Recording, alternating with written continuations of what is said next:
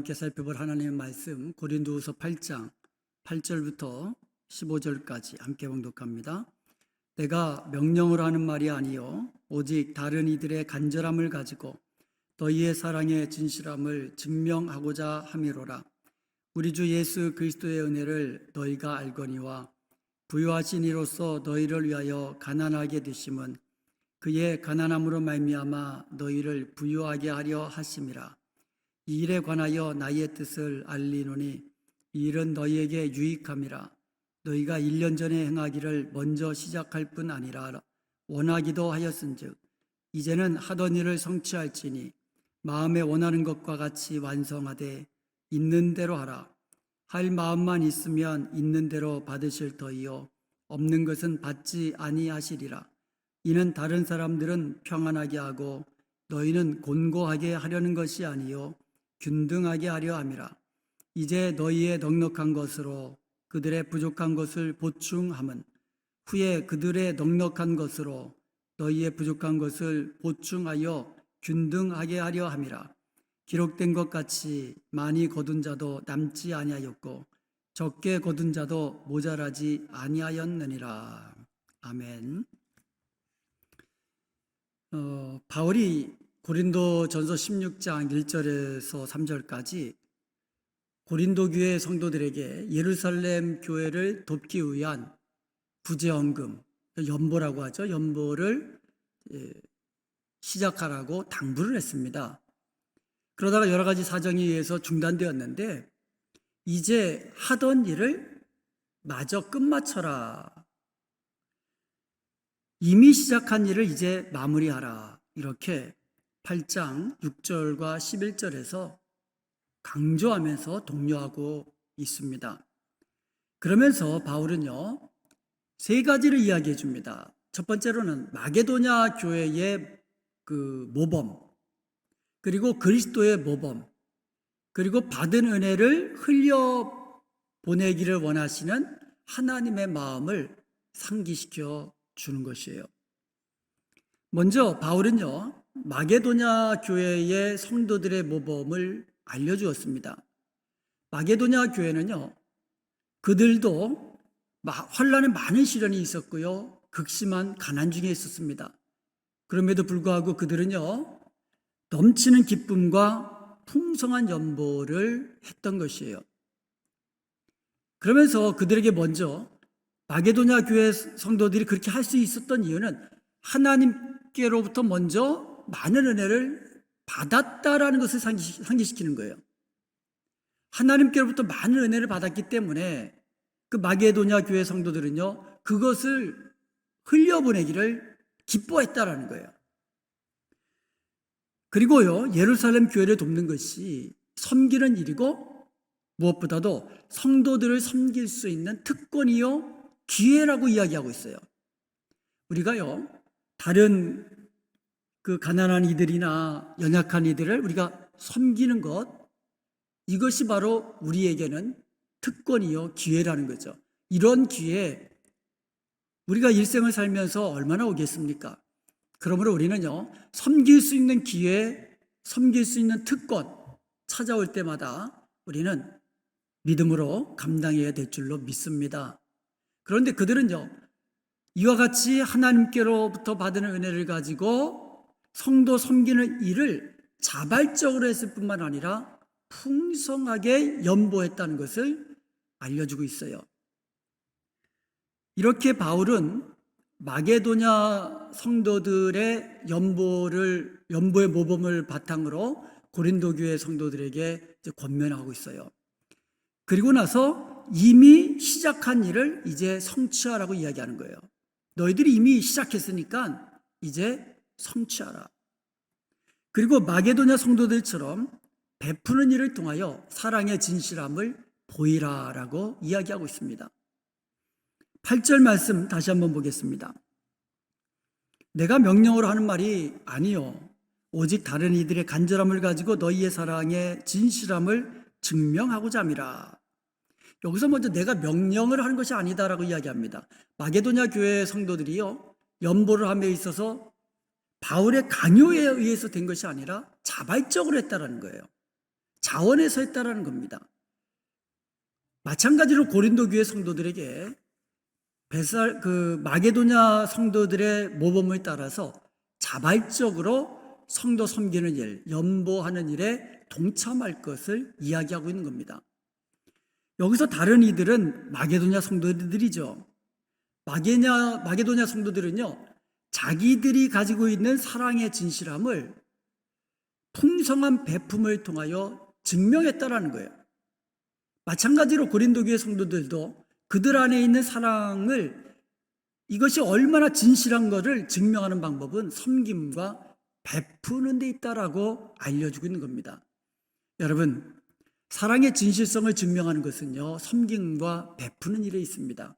우리가 말로 가난한 사람들에게, 먹을 것이 없는 사람들에게 조금이라도 먹고 힘내라 라고 말해주는 것도 좋죠.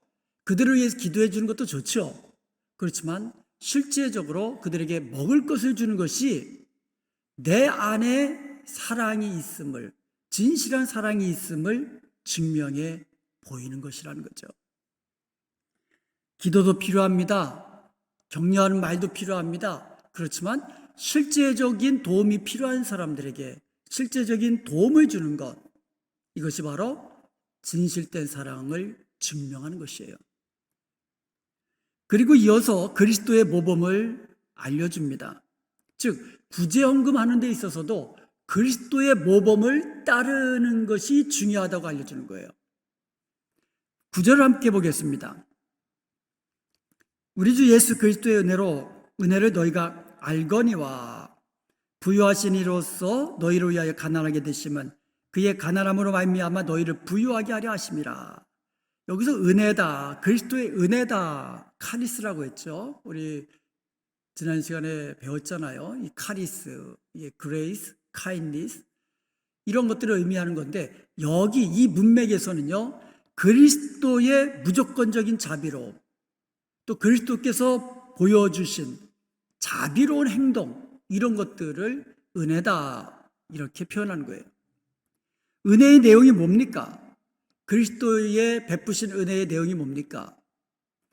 그는 부유하신 분이지만 너희를 위하여 가난하게 되었다. 이게 그리스도가 베푸신 은혜의 내용이에요.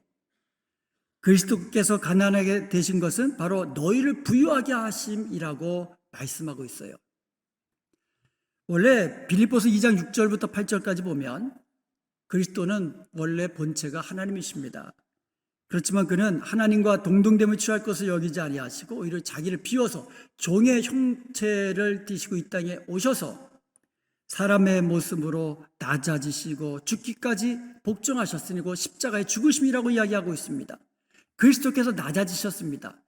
그리스도께서 가난해지셨습니다. 누구를 위해서요? 바로 우리를 구원하시기 위하여 그리스도는 낮은 자리에서 십자가에 죽기까지 우리를 섬겨주셨던 것입니다. 바울이 여기서 말하는 내용의 핵심은요, 그리스도의 자발적인 희생정신을 따라가라는 거예요. 내가 좀 연약해지더라도 다른 사람을 도울 수 있다면 그것이 바로 그리스도의 사랑을 보여주는, 진실된 사랑을 보여주는 섬김과 베푸는 일이다라고 이야기하고 있는 거예요. 그것이 바로 은혜 받은 자의 모습이라고 이야기하고 있는 겁니다. 그리스도의 가난해지심, 그리스도의 낮아지심, 이것은 바로 우리를 부욕케 하시고 우리를 구원하기 위한 주님의 자기 희생의 모습이었습니다. 그런데 이것이 고린도 후서에서는요, 그리스도의 연약해지심과 연결되고 있어요. 바로 사도 바울 비롯해서 그 사도 바울을 돕는 이들, 그리고 다른 모든 주님의 제자들, 이들은 그리스도의 본을 받아서 다른 사람을 구원하기 위해서 스스로는 약한 자리, 낮은 자리, 섬기는 자리로 낮아지셨던 것을 반복해서 이야기합니다. 자신의 예를 들면서. 한번 보겠습니다. 고린도후서 11장 30절에 보면 내가 부득불 자랑할진대 내가 약한 것을 자랑하리라. 고린도후서 12장 5절에도 나를 위하여는 약한 것들 외에 자랑하지 아니하겠다. 고린도서 12장 9절에서도 이는 내 능력이 약한 데서 온전해짐이라 나의 여러 약한 것들에 대하여 자랑하리라. 10절에도 내가 약한 그때가 강함이다. 고린도서 13장 4절에도 우리도 그 안에서 약하나 너희에게 대하여 하나님의 능력으로 그와 함께 살리라 라고 이야기하고 있습니다. 바울은 약한 것을 지금 자랑하겠다고 이야기합니다. 그리고 고린도 교회 성도들을 세우기 위해서, 고린도 교회 성도들을 강하게 하기 위해서 스스로 약해졌다고, 약한 자리에서 섬겼노라고 간증하고 있는 거예요. 고백하고 있는 겁니다. 약할 때 강함 주시는 그 하나님의 능력을 입기 위해서라도 약한 것을 자랑하지만 자신의 약함을 통하여 고린도 교회 성도들을 강하게 하고 세워주고 그리스도 안에서 하나님의 사람으로 온전케 하는 일을 위해서 이렇게 낮은 자리, 가난한 자리, 약한 자리로 낮아지는 바울의 모습을 볼 수가 있는 겁니다. 바울은 9절에서요, 너희는 알고 있다라는 말로 시작합니다. 너희는 그리스도의 은혜를 알고 있다. 고린도 교회 성도들이요, 그리스도께서 베푸신 그 은혜를 머리로도 지적으로도 알고 있을 뿐만 아니라 실제적인 경험을 통하여 경험해 왔다라는 거예요. 하나님께서, 그리스도께서 자기들에게 얼마나 많은 은혜를 베풀어 주셨는지 그들은 경험을 통해서 이미 알고 있다라는 거예요. 너희는 그리스도의 은혜를 알고 있지 않느냐. 그러면서 하는 말이 그리스도의 은혜를 받고 그리스도의 사랑에 붙잡힌 사람들은 다른 사람들을 구제하기 위해서 연보하는 일은 이것은 큰 부담이 아니라 이것은 자발적이고 기쁨으로 하는 행위라고 이야기하고 있는 겁니다. 그리스도를 닮아가는 성도들에게 보여주는 그와 같은 기쁨, 이것이 바로 연보에도 적용된다라는 거예요. 모든 섬김 다 적용되지요. 그리스도를 본받아서 나를 희생하고 다른 사람을 세워가는 거, 나는 약해지지만 다른 사람을 그리스도께로 가까이 나아가도록 도와주는 거, 모든 면에도 다 그리스도의 모범을 닮아가는 것이 필요하지만 연보에도 똑같은 원리가 적용된다라는 거예요. 기쁨으로, 자발적으로 은혜를 받았으니까 그 은혜를 흘려보내는 것, 이것이 바로 이 바울이 말하는 그리스도의 모범인 것입니다. 마게도냐 성도들의 모범을 보여줬죠. 그 다음에 그리스도의 모범을 보여줬죠. 이어서 바울은요, 하나님 아버지의 마음을 알려줌으로써 연보를 풍성하게 하라고, 있는 대로 힘있껏 하라고 독려하고 있습니다. 자, 10절을 한번 보겠습니다. 일에 관하여 나의 뜻을 알리노니 일은 너희에게 유익함이라. 너희가 1년 전에 행하기를 먼저 시작할 뿐 아니라 원하기도 하였은즉. 바울은요, 예루살렘 교회 성도들을 돕는 구제 헌금에 대한 자기의 의견을 지금 이야기하고 있어요. 그게 뭐냐면 예루살렘 교회를 돕는 것이 너희에게 유익이라고 이야기합니다. 우리가 헌금을 해서 다른 사람을 돕습니다. 우리가 헌금을 해서 이 선교를 위해서 헌신합니다. 그런데 이것이 나에게 유익이라는 거예요. 우리에게 유익이라는 겁니다. 우리 교회에게 유익이라고 이야기하고 있는 겁니다. 이게 성경적 원리입니다. 주라 그리하면 너희에게 주실 것이요, 후하게 되어서 누르고 흔들어서 넘치도록 하여서 너희들에게 안겨주리라. 이것이 주는 자에게 하나님께서 베푸시는 놀라운 은혜예요. 그래서 주는 자가 복되다고 이야기하잖아요. 연보, 이것이 너희들에게 유익이다라고 얘기하는 거예요. 그러면서 하는 말이 너희들이 제일 먼저 시작했다라는 거예요. 다른 어떤 교회들보다 예루살렘 교회 성도들을 돕는 구제헌금을 너희들이 제일 먼저 시작했다라는 거예요.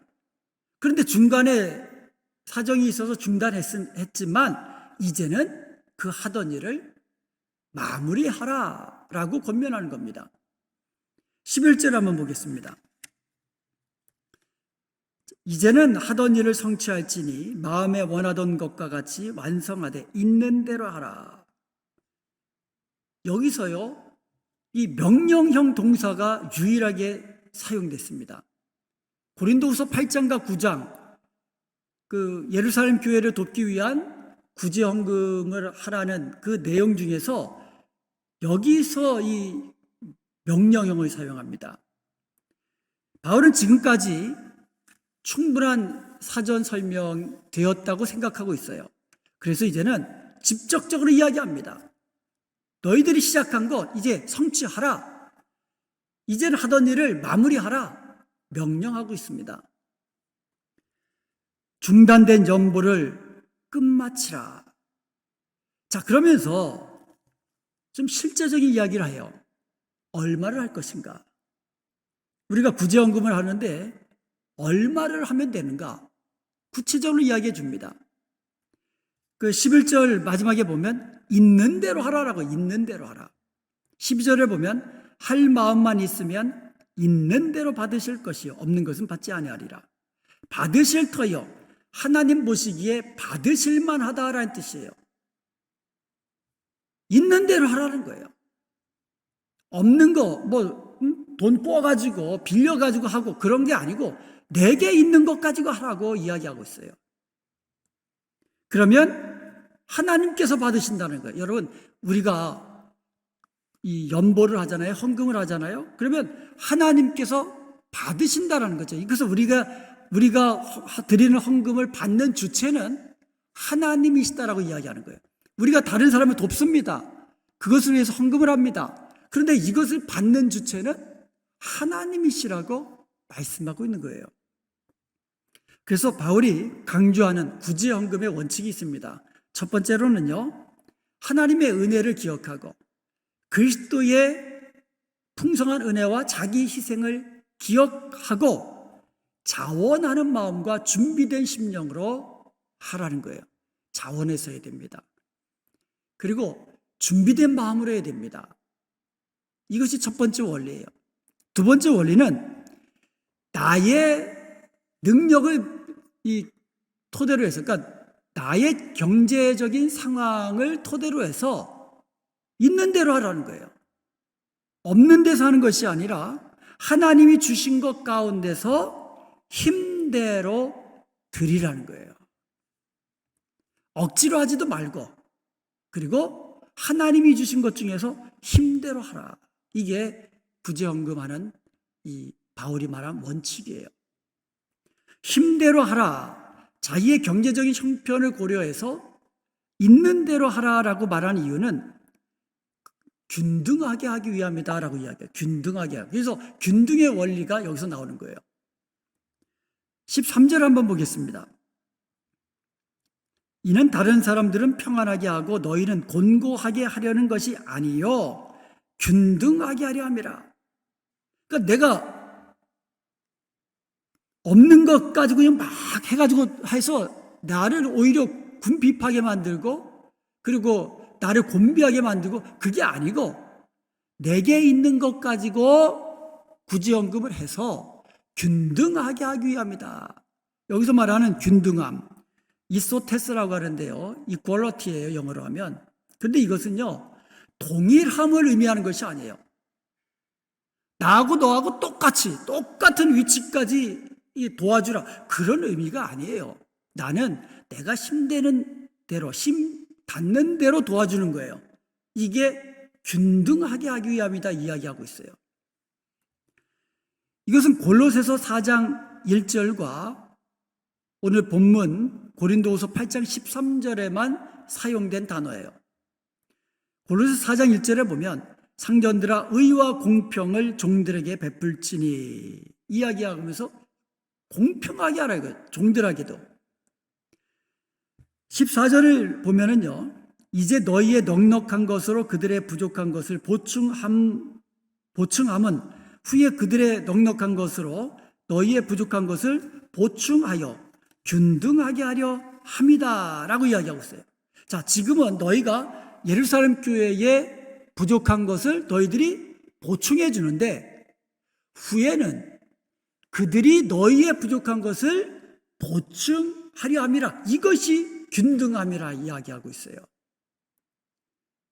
똑같은 수입이 내 수입이 10,000불이고 내 수입이 5,000불이고 내 수입이 3,000불이고 이것을 똑같이 만들어버리라, 그런 의미가 아니에요. 지금은 내가 있는 것 가지고 구제하면 그들은 그들이 있는 것 가지고 나를 도와준다라는 거예요. 이것은 꼭 물질에만 국한된 것은 아니라고 생각해요. 내게 있는 것으로 주면 그들은 우리를 위하여 축복하며 기도를 해줍니다. 또 모르죠. 또 우리 지역이 극심한 기근이 와서 가난해지면 또 그들이 또 헌금하고, 또 그들만이 아니라 다른 지역에 있는 교회들이 또 헌금해서 우리를 도와주고, 이렇게 균등하게 하기 위함이다 라고 이야기하고 있는 겁니다. 그래서 우리는요, 받기만 해서는 안 되고 받았으면 또 베푸는 자가 되어야 됩니다. 우리는 이미 하나님께로부터 은혜를 받은 자들이에요. 하나님께로부터 놀라운 은총을 받은 자들입니다. 그러면 이제 받은 자로서 이제는 우리는 베푸는 자, 하나님의 은혜를 흘려 보내는 자가 되어야 될 줄로 믿습니다. 바울이 지금 이야기하는 것은 바로 그것이에요. 그것이 균등하게 하기 위함이라고 이야기하고 있는 겁니다. 그리고 균등케 함의 실제적인 방법을 이야기해 줍니다. 당시 고린도시는요, 신흥 상업도시였기 때문에 경제적으로 여유 있는 사람들이 많았어요. 그래서 넉넉한 사람이 있었는데 그 넉넉한 것을 가지고 부족한 사람들을 위해서 흘려보내줘라 라고 이야기하고 있어요. 넉넉한 것, 다른 사람은 지금 먹을 것도 없는데 내게 가지고 있는 이 넉넉한 것, 나만 쥐고 있는 것이 아니라 흘려보내라, 이거 넉넉한 것으로. 그래서 그들의 부족한 것을 보충해줘라, 이렇게 이야기하고 있는 겁니다. 이와 같은 균등함의 원리를 출애굽기 16장 18절을 인용함으로 다시 부연 설명해 주고 있어요. 15절 한번 보겠습니다. 기록된 것 같이 많이 거둔 자도 남지 아니하였고 적게 거둔 자도 모자라지 아니하였느니라. 이 만나 이야기잖아요. 이 만나 거둘 때에 많이 거둔 자도 다음날 남지 않았어요. 또 적게 거둔 자도 모자라지 않았습니다. 이게 뭡니까? 내게 있는 여유분, 이것은 남겨놓으면 썩을 거라는 거예요. 좀 흘려보내라는 거예요. 흘려보내라는 거예요. 이것이 바로 연보에 대한 성경적인 원리고 하나님을 신뢰하는 믿음에서 나오는 행위라고 말씀하고 있는 겁니다. 왜요? 내가 흘려보내면 하나님께서 나에게 계속해서 흘려보내 주시기 때문인 겁니다. 내가 받은 은혜, 내가 가지고 있는 것들 이제 흘려보내면 그 빈자리는 하나님이 계속 채우신다는 거예요. 그것을 흘려보내지 않고 남겨두면 어떻게 한다고요?